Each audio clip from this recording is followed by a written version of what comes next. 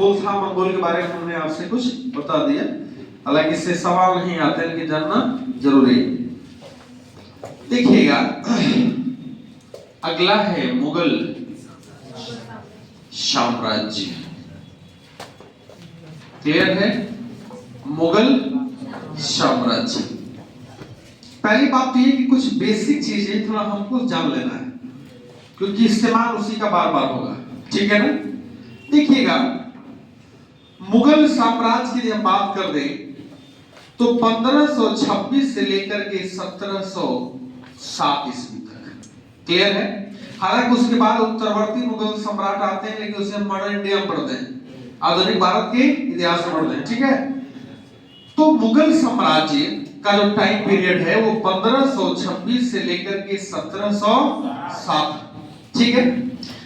पहली बात तो ये है कि मुगल साम्राज्य का संस्थापक है बाबर। कौन है? इसका पूरा नाम है जहीरुद्दीन मोहम्मद बाबर। क्या नाम है इसका? जहीरुद्दीन मोहम्मद बाबर।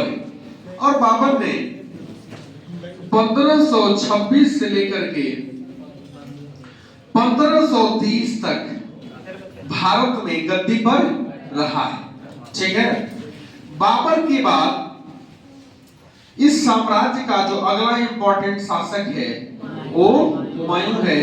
हालांकि 1530 से 45 तक रहा है, और उसके बाद सुर साम्राज्य आता है, शेरशाह सूरी। लेकिन उसके बाद फिर ये 55-56 में आता है। तो लोग कहते हैं कि 1530 से लेकर के 1556 तक कौन रहा है? हुमायूं रहा है। ठीक है? हुमायूं के बाद जो एक इंपॉर्टेंट शासक आता है इस साम्राज्य का, वो है अकबर। क्लियर है? और अकबर रहता है 1556 से लेकर के 1605 ईस्वी तक। कब तक है? 1556 से लेकर 1600। अकबर के बाद इसका पुत्र है सलीम, जिसे जहांगीर भी कहा गया। जहांगीर, इसका जो टाइम पीरियड है 1605 से लेकर के 1627 तक। 1605 से लेके 1627 तक है। और जहांगीर के बाद जो अगला है इसका पुत्र है शाहजहां। कौन है? शाहजहां। 1627 से लेकर के 1657 तक कौन रहा है? और शाहजहां का एक पुत्र है औरंगजेब। कौन है? औरंगजेब है। और औरंगजेब का काल है 1657 से 1707। क्लियर है? ये प्रमुख मुगल साम्राज्य के शासक हैं। इनके काल में कहीं न कहीं क्षेत्र का विस्तार ही हुआ है ना। इसके बाद जो आते हैं 10-11 शासक, उनके बारे में कहा जाता है कि ये अनुभवी शासक नहीं थे, जिसमें आपने नाम सुना होगा। मुअज्जम का नाम सुने हैं, जहांदार का नाम सुने हैं, फर्रुखशियर का नाम सुने हैं, मोहम्मद शाह रंगीला का नाम सुने हैं, अकबर द्वितीय का नाम सुने हैं, सब उसके बारे में। ठीक है? तो फिलहाल जो भारत पर मुगल साम्राज्य है 1526 से 1707 है। और इस मुगल साम्राज्य का संस्थापक कौन है? क्योंकि पहला शासक है, बहुत अल्पकाल का टाइम है इसका। इसके बाद कौन है? इसके बाद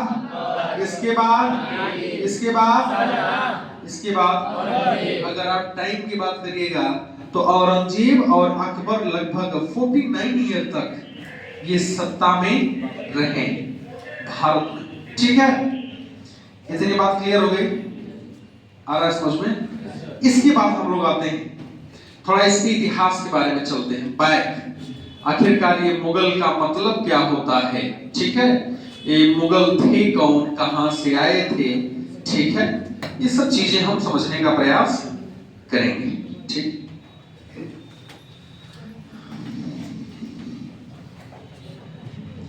देखिएगा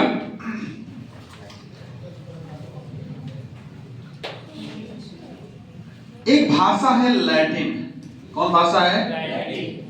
और लैटिन में एक शब्द था मोंग। क्या था? और मोंग से ही क्या निकला है? मुगल। क्या निकला है? मोंग का मतलब है बहादुर। मोंग का मतलब क्या है? बहादुर। क्लियर है? एक ये डेफिनेशन है।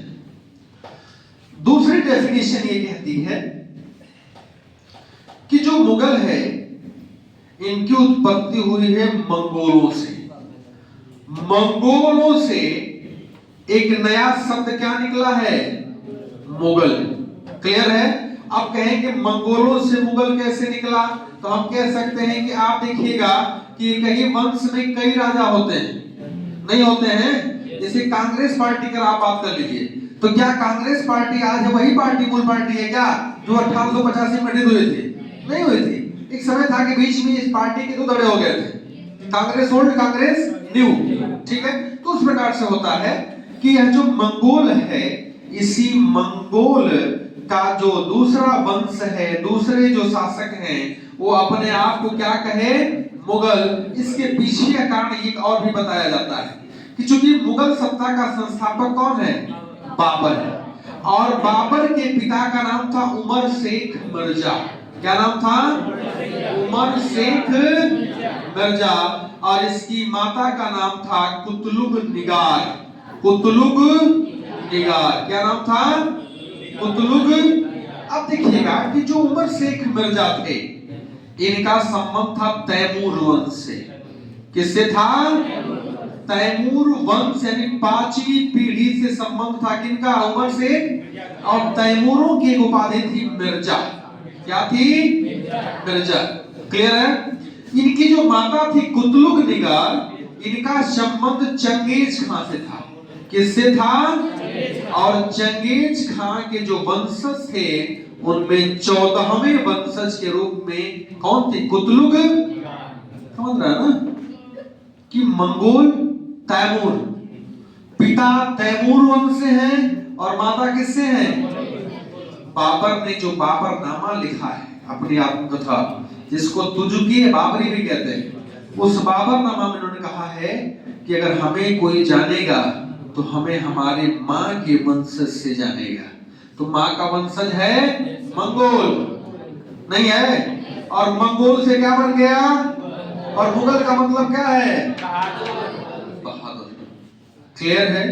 ये मुगल बादशाह की उपाधि धारण किए हैं। एक बात और समझना है यहाँ पे, सुल्तान और बादशाह दो चीजें। अभी हम लोगों ने सुल्तान के बारे में पढ़ा है दिल्ली सल्तनत में, अब हम पढ़ेंगे बादशाह के बारे में। क्योंकि बादशाह नामक पदवी को धारण किसने किया है? बाबर ने। क्लियर है? तो दो चीजें हो गई कि सुल्तान का मतलब क्या होता है, सुल्तान, और बादशाह का मतलब क्या होता है। अगर ये बात हम समझ जाएंगे तो दिल्ली सल्तनत और मुगल सत्ता के जो प्रशासनिक कार्य हैं, जो पावर है, उसके बारे में हम समझ पाएंगे। देखिएगा कि वैधानिक रूप से दिल्ली सल्तनत का सुल्तान बना है इल्तुतमिश। हमने कहा ना कि पूर्णतः खलीफा से उसने सुल्तान की पदवी को धारित किया है। क्लियर है? अब देखिएगा कि दिल्ली सल्तनत की जिस समय स्थापना होती है, अगर मैं इंडिया की बात कर लूं तो इंडिया में बहुसंख्यक आबादी किसकी है? हिंदू मुसलमान? हिंदू की। किसकी है? अगर मैं कह दूं 99% क्या थे? हिंदू थे। और 1% क्या है? मुस्लिम। अभी बताइएगा कि दोनों में हावी हिंदू हैं, डर किससे है इनको? किससे है? हिंदुओं से। हिंदुओं से है ना? तो सुल्तान साहब ये क्या कहेंगे हिंदुओं से कि हम अकेले नहीं हैं, हमें खलीफा का आशीर्वाद प्राप्त है। खलीफा जो है वह इस्लामिक कंट्रियों का धार्मिक गुरु होता है। इसका मतलब ये है कि हम भारत में तो हैं लेकिन अकेले, हमें किसी का समर्थन है। और जब खलीफा का समर्थन है तो जितने भी इस्लामिक स्टेट होंगे सबका समर्थन किसको मिलेगा? सुल्तान को। इसलिए हम आपसे डरने वाले एक सत्ता स्थापित करनी थी। क्लियर है? तो दुश्मन कौन है इनका? हिंदू। तो सुल्तान संप्रभु है या पराधीन है? पराधीन है। कहां संप्रभु है भाई, निर्णय कहाँ ले पा रहा है। लेकिन जब बादशाह यानी जब मुगल सत्ता आती है तो आप देखिएगा कि बाबर भारत पर जो सत्ता स्थापित करता है 1526 में, जो पानीपत का प्रथम युद्ध है, और किसको हराता है, इब्राहिम लोदी हिंदू है मुसलमान है, मुसलमान। तो अब मुसलमानों को हिंदुओं से भय है कि मुसलमानों से भी भय है, किससे भी भय है, तो अब मुसलमान से भी भय है, तो खलीफा काम करेगा नहीं काम करेगा। कहा कि हम खलीफा की शक्ति को नहीं मानते, हम बादशाह हैं, अगर हमारा दुश्मन हिंदू हो या मुस्लिम सबसे हम निपट सकते हैं। इसका मतलब इसका साम्राज्य सुल्तान की साम्राज्य से बड़ा होगा, ये संप्रभु होगा, स्वरीर होगा, पराधीन नहीं होगा, खलीफा की सत्ता को मानेगा। कहा कि हम अपने आप में खुद ही खलीफा, हम खलीफा को मानते, लेकिन सुल्तान को तो खलीफा को मानना पड़ेगा ना। क्लियर है। तो सुल्तान और बादशाह में जो कॉन्सेप्चुअली अंतर है तो उसको आप समझ गए। तो मुगल सत्ता की स्थापना के रूप में बादशाह की पदवी कौन लेगा भाई, ठीक है। सुल्तान मोहम्मद बिन तुगलक भी था, फिरोज शाह तुगलक भी था, अलाउद्दीन खिलजी भी था, गयासुद्दीन तुगलक भी था, लेकिन बादशाह में हुमायूं भी होगा, बाबर भी होगा, अकबर भी होगा, जहांगीर भी होगा, शाहजहां भी होगा, औरंगजेब, इसके बाद और भी जो आएंगे वो सब क्या कहे जाएंगे, तो बादशाह संप्रभु है या सुल्तान संप्रभु है, बादशाह। अब हम आते हैं, देखते हैं बाबर, किसके बारे में समझेंगे हम, बाबर के बारे में। क्लियर है। देखिएगा बाबर का जन्म 14 फरवरी 1483 को आज का जो एक देश है उज्बेकिस्तान, वहीं पे एक है फरगना। ये कहाँ है आज, राजधानी कहाँ उज्बेकिस्तान की है, अरे कहाँ हो, ताशकंद है, राजधानी कहाँ है उसकी, उड़ा दे रहे हैं हम राजधानी कहाँ उज्बेकिस्तान की, एक ताशकंद समझौता है, ठीक है। और वहीं पे हमारे प्रधानमंत्री लाल बहादुर शास्त्री जी की भी मृत्यु हुई थी, ठीक है, ये बात आप जान रहे हैं। यहाँ किसका जन्म हुआ, बाबर। पिता का नाम हमने कहा उमर शेख मिर्जा, उमर शेख, इनका संबंध था चगताई तुर्क से, किससे था, चगताई तुर्क से। इनकी माता का नाम था कुतलुग निगार, क्या नाम था, कुतलुग निगार। इनका संबंध था मंगोल से, किससे था, देखिएगा कहा गया कि 1494 में इनके पिता उमर शेख मिर्जा की क्या हो जाती है, मृत्यु हो जाती है। और इस समय इनकी उम्र लगभग 11 या 12 साल रही होगी, 11 या 12 साल। इसी 11-12 साल की उम्र में ये कहाँ बैठते हैं, फरगना की गद्दी पे। चूंकि जो फरगना था वहां की छोटी सी जागीर पर मालिकाना हक किसका था, उमर शेख मिर्जा का था। जब ये मर गए तो अगला उत्तराधिकारी कौन होगा, बाबर। और बाबर पहले कहाँ बैठता है, फरगना की गद्दी पर 1494। अब देखिएगा कि चूंकि ये छोटा है, अभी क्या है, अल्प वयस्क है, अल्प आयु है इसकी, कैसी आयु है, तो जब अल्प आयु होगे तो सगे संबंधी भी परेशान करेंगे कि नहीं करेंगे, करेंगे ना। तो सगे संबंधी में इनका एक चाचा था जिसका नाम है अहमद मिर्जा, क्या नाम था, और इनका एक मामा है महमूद खान, क्या नाम है इनका, महमूद खान। बाबर के अल्प आयु का फायदा उठा करके बाबर को फरगना की गद्दी से हटाना चाहते थे। इसके लिए इन दो लोगों ने संयुक्त रूप से इस फरगना पर 2 बार अटैक किया था, लेकिन दोनों बार ये लोग बाबर से हारे। और हारने के बाद एक संधि हुई और संधि के बाद ये लोग कहां चले गए? समरकंद। कहां चले गए? समरकंद आज है उज्बेकिस्तान में है। और ख्याल आ रहा होगा कि तैमूर लंग ने समरकंद को क्या बना था? अपनी राजधानी बनाया था और इसी समरकंद से उसने अटैक किया था भारत पे 1398 से। क्लियर है? तो अब देखिएगा, थोड़ा सा हम मैप के बारे में थोड़ा समझेंगे कि फरगना कहां था और समरकंद कहां था। ठीक है?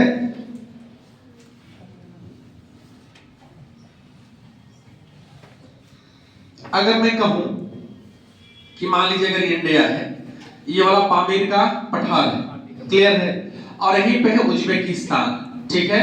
उज्बेकिस्तान में ये है फरगना। ये क्या है? फरगना। और इसी के थोड़ा सा पश्चिम में है समरकंद। कौन है? समरकंद। क्लियर है? तो इसके चाचा और मामा कहां चले गए? समरकंद। फरगना पे कौन बैठा हुआ है? बाबर। अभी बताइएगा कि बाबर के मन में ये इच्छा नहीं होगी कि हमारे अटैक यानी हमारे फरगना पर अटैक पश्चिम से हो सकता है, तो क्या कर ले? समरकंद को जीत ले, समरकंद को अपने में मिला ले।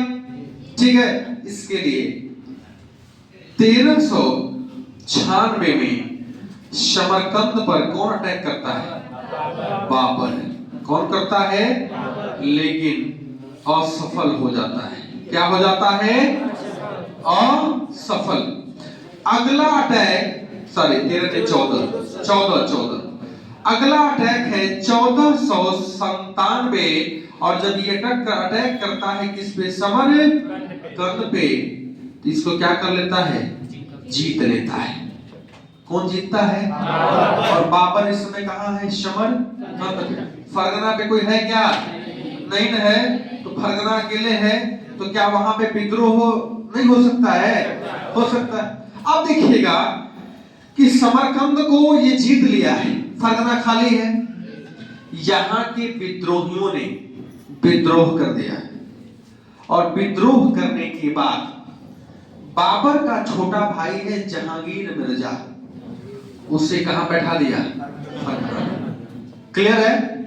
अब जब इसको चला पता कि फरगना में विद्रोह हो गया है, लगभग समरकंद को जीते 100 दिन हुआ था, यहां से सेना लेके कहां पड़ता है? फरगना की ओर। और जब जाता है तो देखता है कि फरगना में सत्ता परिवर्तन हो गया है और मेरे छोटे भाई को बैठा दिया गया। अब जब इधर आया तो देखिएगा एक जाति थी उज्बेक, बड़ी लड़ाकू जाति थी उज्बेक। ठीक है? इन्हीं की एक युद्ध थी तुगलमा। नाम सुने? तुगलमा, जिसका बाबर ने पानीपत के युद्ध में इसका प्रयोग किया। आगे बताएंगे इसके बारे में। उज्बेक जो जाति थी, इसी का सरदार था शैबानी खां। क्या नाम था इसका? शैबानी खां। और शैबानी खां ने समरकंद में क्या कर दिया? विद्रोह कर दिया। समझ रहे हैं? जीता समरकंद को बाबर ने। जब फिर वापस आया फरगना में, तो फरगना में भी सत्ता परिवर्तन है।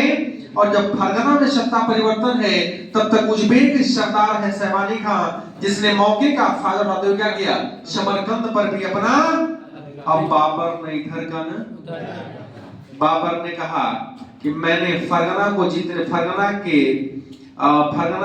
के साम्राज्य विस्तार के लिए हमने जीता समरकंद को, लेकिन समरकंद भी नहीं मिला, फरगना भी चला गया। अब बाबर के पास जो समय है वह समय बेघर प्रवासी का है। न इधर जा पा रहा है न उधर जा पा रहा है। करे तो करे क्या? देखिएगा, एक समय है 1499 का, 1499 का। इसने पुनः फिर फरगना पर क्या किया? अटैक किया। कहां किया? अटैक किया। लेकिन फिर भी इसका भाग्य के साथ फिर भी वहां से पराजित हुआ। और होने के बाद फिर 1500 में अटैक किया। कहां पे? समरकंद पे।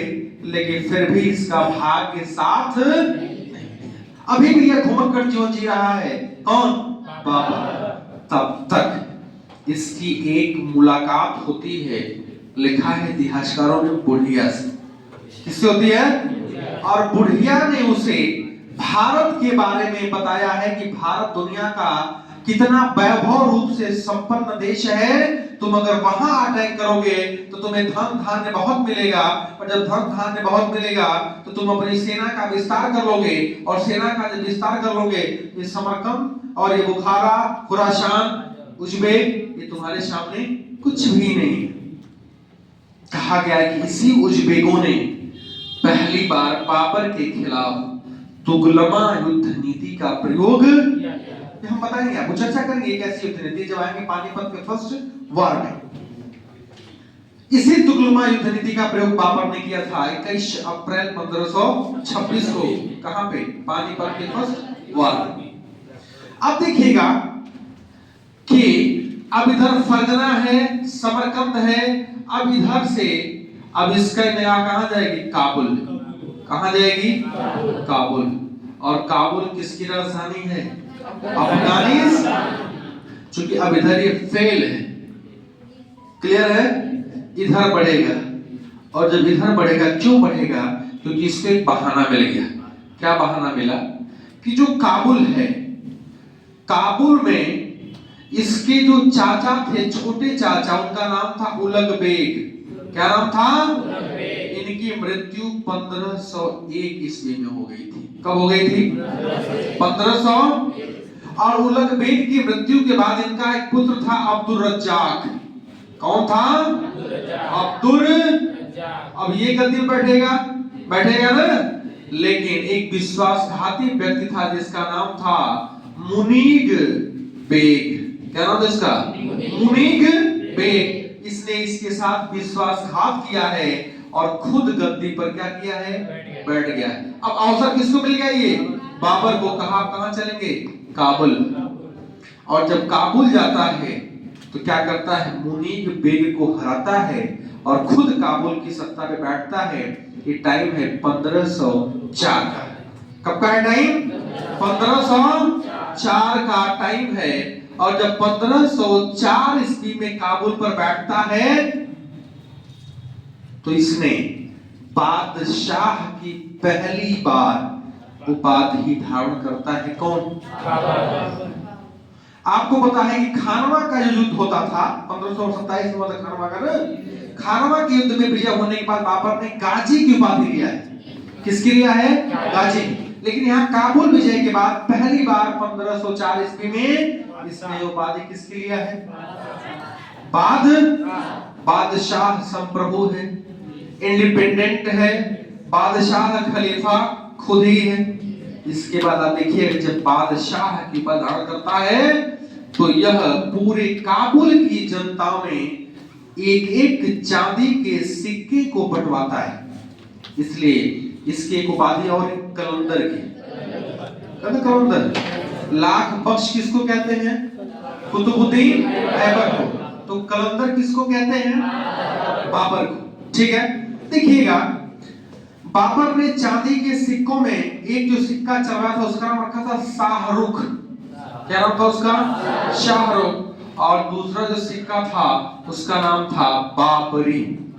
एक चलाया काबुल में और एक चलाया कंधार में, क्योंकि काबुल और कंधार दोनों कहां है? अफगानिस्तान। काबुल आया। काबुल आने के बाद अब इसके मन में क्या खड़ा रहा है? समरकंद और फरगना, ये इसका फील्ड है ना, इसका क्षेत्र है, इसका राज्य था। इसने फिर कहां अटैक किया? समरकंद पे। और समरकंद पे अटैक करने के बाद ये टाइम है 1507 ईस्वी का। जीता है। कैसे जीता है? क्योंकि इस बाबर ने ईरान के जो नेता थे उनका नाम था इस्माइल सफवी। क्या नाम था उनका? इस्माइल सफवी। इस्माइल सफवी से दोस्ती किया। ईरान की सेना ने इसकी साथ दिया और कहां गई? समर। कहा गया कि समरकंद को जीतने के लिए बाबर ने शिया धर्म को भी कुछ समय तक स्वीकार किया, क्योंकि आपको पता है कि ईरान में क्या है? शिया, सऊदी अरब में सुन्नी। ठीक है, इस्माइल सफवी ने जब वहां से अपनी सेना के साथ वापस हो रहा था तो बाबर की सेना कमजोर पड़ गई और फिर समरकंद क्या कर लिया? अपने आप को आजाद कर लिया। क्या कर लिया फिर अपने आप को फिर दोबारा कभी समरकंद का अभियान किया। क्लियर है। अब आ गया काबुल। अब जब काबुल आने के बाद आपको पता है कि एक बुढ़िया मिली थी, इसने कहा था कि भारत क्या है, सोने की चिड़िया। अभी तो दिल्ली से लूटे ही थे हम लोगों को, ठीक है, अब ये भी लूटने का मन बना रहा है। तब तक यहाँ पता है कि लोदी वंश का अंतिम शासक है इब्राहिम लोदी से नाराज कौन है? दौलत खान लोदी, जो पंजाब का क्या है, गवर्नर। क्लियर है। दूसरा नाराज है आलम खान, जो इसका चाचा है, वो भी दिल्ली पर बैठना चाहता है। और तीसरा नाराज है राणा सांगा। और होता है ना कि जब मन बना ही रहा है और कोई निमंत्रण दे दे तब तो और अच्छा है ना। और ये कहाँ चढ़ाई कर दिया? भारत पे, ठीक है। और यहीं पे जब आता है तो पानीपत का पहला, हालांकि उसके पहले किसने अटैक किया? बाजर और फेरा का अभियान किसने किया है? बाबर ने किया है। हमने आपसे कहा था उसने कि लाहौर का अभियान भी किया उसने शुरुआती में। लेकिन जो मुगल सत्ता की स्थापना होती है भारत में, वो 1526 यानी पानीपत के युद्ध के बाद ही होती है। क्लियर है कि ये बात समझ में आ गई कि जो मुगल सत्ता का संस्थापक कौन है? बाबर है। बाबर का संबंध किस वंश से रहा है? मंगोल से भी रहा है, तैमूरों से भी रहा है, मंगोल से भी रहा है और तैमूर। लेकिन इसने प्राथमिकता किसको दी है? मंगोलों को दी है। इसके पिता का नाम क्या था? उमर से मिर्जा। मिर्जा तैमूरों की उपाधि थे और मिर्जा की उपाधि त्याग करके इसने बादशाह की उपाधि ले रखी है। किसने? बाबर। इसकी माता का नाम कुतलुग निगार। बाबर काबुल का शासक कब बनता है? 1504। फरगाना की गद्दी पर कब बैठता है? 1494। क्लियर है। इंडिया के बारे में हम आपको कल बताएंगे कि भारत चूंकि वो लंबा है, अभी हमने इसके परिचय के बारे में बताया। अगर लिखना चाहते लिख लो 10 मिनट में कुछ, ठीक है।